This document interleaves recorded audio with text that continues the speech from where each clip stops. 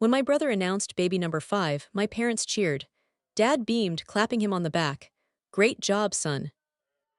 Then Mom slowly turned her head, her eyes locking onto mine with a cold, unsettling certainty. You'll handle the kids, Sophia, she stated, not asking but deciding. I looked around the room, stunned, and said, absolutely not. That's when my sister-in-law snapped, her voice dripping with venom. You have no family, Sophia, this is your training. You should be grateful. I didn't argue, I didn't yell. I just picked up my purse and walked out without another word. They thought they could bully me into submission, but they completely miscalculated. The next morning my phone rang at 6:00 a.m. When I answered, a heavy voice on the other end said, "Hello, ma'am. This is Officer Daniels. Someone has. Follow my story until the end to find out what happened. My name is Sophia, I am 27 years old. And up until that fateful dinner, I thought I had finally built a life entirely on my own terms. As a freelance graphic designer, I spent years working 80-hour weeks, sacrificing sleep and a social life to achieve my ultimate dream, buying my own condo downtown. I valued my peace, my quiet, and the independence I had fought so hard to secure. Unfortunately, my family operated on a completely different frequency. In our household, my older brother Tyler and his wife Amanda were treated like absolute royalty. Despite being chronically broke, drowning in credit card debt, and constantly complaining about how overwhelmed they were by their 4 chaotic children, they could do no wrong in my parents' eyes. The bomb dropped during a mandatory family Sunday dinner. Between passes of the pot roast, Tyler stood up, cleared his throat, and proudly announced that Amanda was pregnant with baby number 5. My parents erupted in pure joy, acting as if he had just won a Nobel Prize, rather than adding another financial burden to their collapsing household.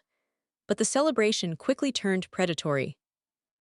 Mom looked across the table, her eyes narrowing as she casually volunteered me to become their full-time, unpaid live-in caregiver.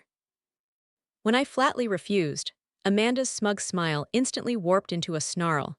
She hissed that since I was single and had no real family, this would be good training for me. Sickened by their staggering entitlement, I walked out into the night, completely unaware of the trap they were already setting. Hello, ma'am, this is Officer Daniels. Someone has filed an emergency report against you. The heavy professional tone of the policeman shattered my early morning peace, sending a jolt of pure adrenaline straight through my chest. I sat upright in bed, my heart hammering against my ribs as I tried to process his words. For a terrifying second, I thought something horrific had happened to my nieces and nephews. But as Officer Daniels continued speaking, my shock quickly curdled into absolute disbelief. My own parents and my brother Tyler hadn't called the police because of a tragedy. They had filed a formal complaint accusing me of child abandonment and breaking into Tyler's home. The sheer absurdity of the accusation left me breathless, but the reality of what had actually transpired during the night was infinitely worse. While I had been fast asleep with my noise-canceling earplugs in, my mother had driven over to my condo. Using an old spare key she was never supposed to keep, she had quietly opened my front door and literally dropped off all 4 of Tyler's exhausted, crying children directly onto my living room rug. She left a note on the counter, stating they would see me in a few months, fully assuming my maternal instincts would kick in and force me to submit to their demands.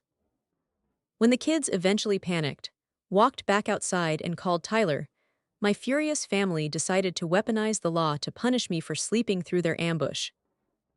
Once I explained the situation and showed Officer Daniels my security camera footage, proving I was fast asleep while my mother trespassed, the officer's tone completely shifted. He realized my family was attempting to weaponize the police over a toxic domestic dispute. After sternly warning Tyler and my parents over the phone about the severe legal consequences of filing false police reports, the officer hung up, leaving me shaken but furious. But my family wasn't done. Barely an hour later, my phone lit up with angry texts, followed by a frantic buzzing from my lobby intercom. My parents and Tyler had bypassed building security by tailgating another resident, cornering me the moment I stepped into the lobby to get my morning coffee.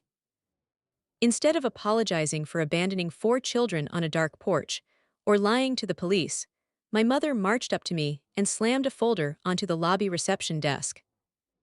Inside was a typed multi-page document labeled Family Care Contract. Tyler stepped forward, his face twisted in smug entitlement, and laid out their terms. The contract demanded that I immediately pause my freelance graphic design business, move into their house, and become their full-time unpaid nanny for the next year. If I refused to sign it right then and there, my father coldly added that they would legally contest my late grandmother's upcoming estate distribution, ensuring I was completely stripped of my rightful inheritance.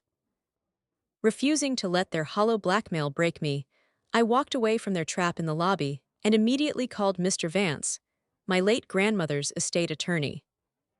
He had been a trusted family friend for decades, the only person left in our circle who valued integrity over my brother's endless demands. I needed to know the absolute truth. Could my parents and Tyler actually hijack my inheritance, or were they just playing a desperate game of psychological warfare?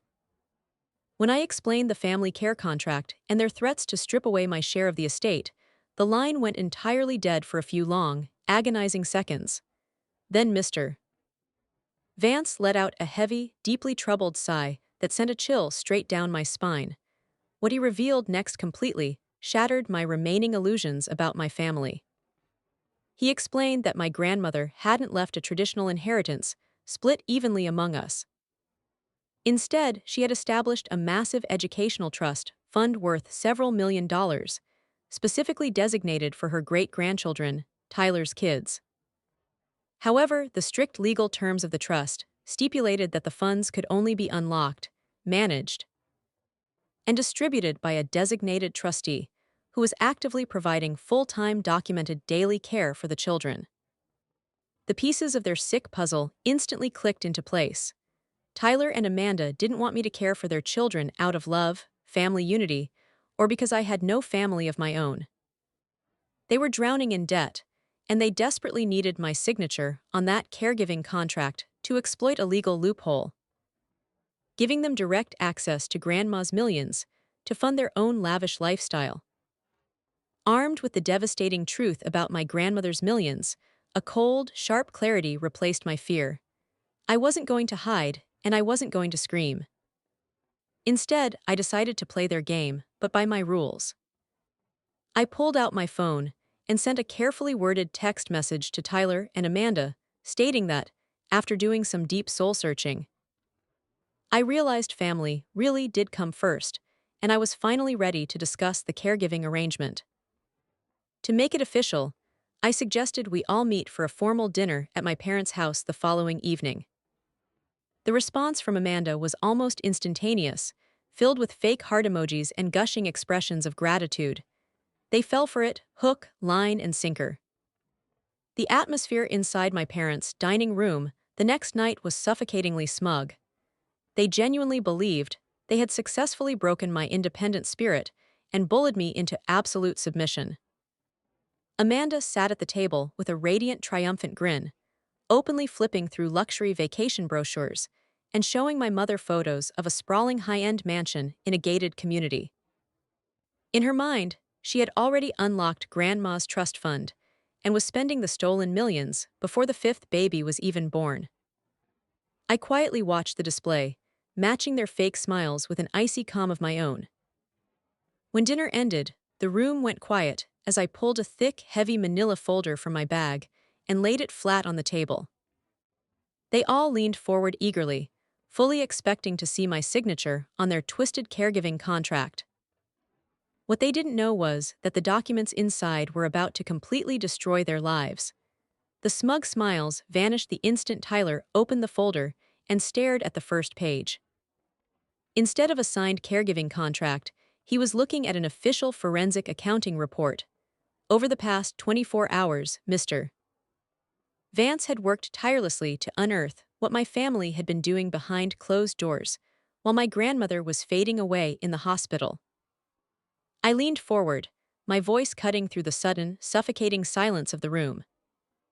I revealed that I knew everything, including the fact that Tyler and my parents had already illegally forged our grandmother's signature on early trust withdrawal applications months ago, attempting to siphon off funds before she even passed away.